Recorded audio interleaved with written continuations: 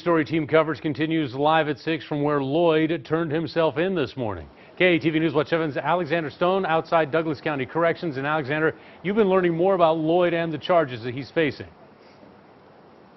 That's right, Robin. As you mentioned, this is where Lloyd turned himself in to police earlier this morning, and we still don't know exactly how police knew he was here or who brought him here, but we did learn late this afternoon that Dastasia Strawn was not pregnant with Lloyd's child. Now, the arrest this morning came after a more than 30-hour search, and cruisers pulled up. We showed you the video. Lloyd threw his arms in the air outside Douglas County Corrections, and that's all after Lloyd had posted about turning himself in on Facebook. He also posted that picture in front of Douglas County Corrections right before his arrest. I did talk with Deputy Douglas County attorneys today, and they wouldn't say much about the case, except they're waiting on preliminary autopsy results. Now, back at the scene, neighbor Sierra Park says she would see Lloyd around the home occasionally, and the cops had been called because of him before. She was in her home Sunday night and describes what she heard. And then I just hear pop, pop, pop, pop, pop, pop, pop, just like at least 8 or 10 gunshots within a span of maybe 5 seconds. It was really quick. Then I heard like some yelling, and then I heard like a loud thump against the wall.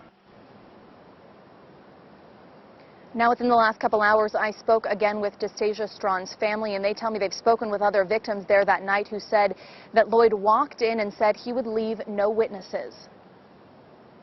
When she probably saw him come in the house, how Kanasia is, she'll run to you and try to give you a hug. And the fact that he say that he shot her first, that means she was running to him trying to go hug him.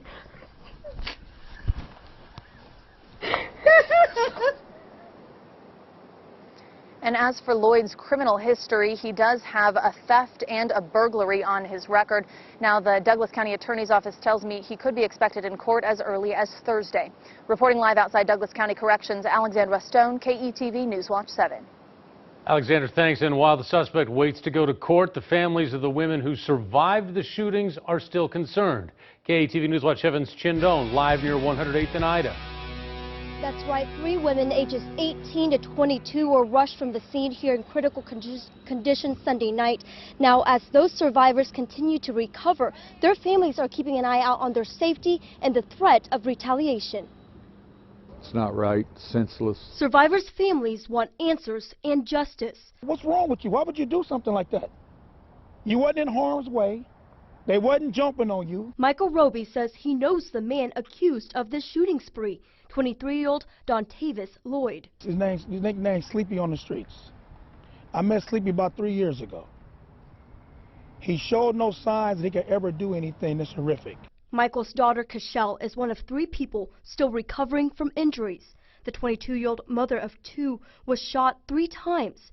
Meanwhile, 21-year-old Larian Williams is at Nebraska Medicine. Her condition will not be released. And 18-year-old Jamie Latner could be going home soon. The bullet did go through all the way, and she was in pain. Bill Haynes says his step-granddaughter went to this apartment near 108th and Ida Sunday night because their friend, Dastasia Strawn, felt something bad was about to happen. Just went because the girl called and please come over, I'm scared. And so they went. You know, when a friend calls, you try to help. Even after Dontavis Lloyd turned himself in Tuesday morning. So he turned himself in. It took a little bit of relief, a little bit of pressure, a little bit of stress off people, knowing that he turned himself in. But at the end of the day, there are still people out there that might want to do something else. The survivors' families are praying for peace and prosecution. I hope he never sees the light of day again. To reach the family of Larian Williams were unsuccessful. Meanwhile, the families of the other 2 survivors say they're praying for Dastasia Strawn's loved ones, and they hope anyone who knows anything about this case speaks up. Reporting live near 108th and Ida, Chin Doan, KETV News Watch 7.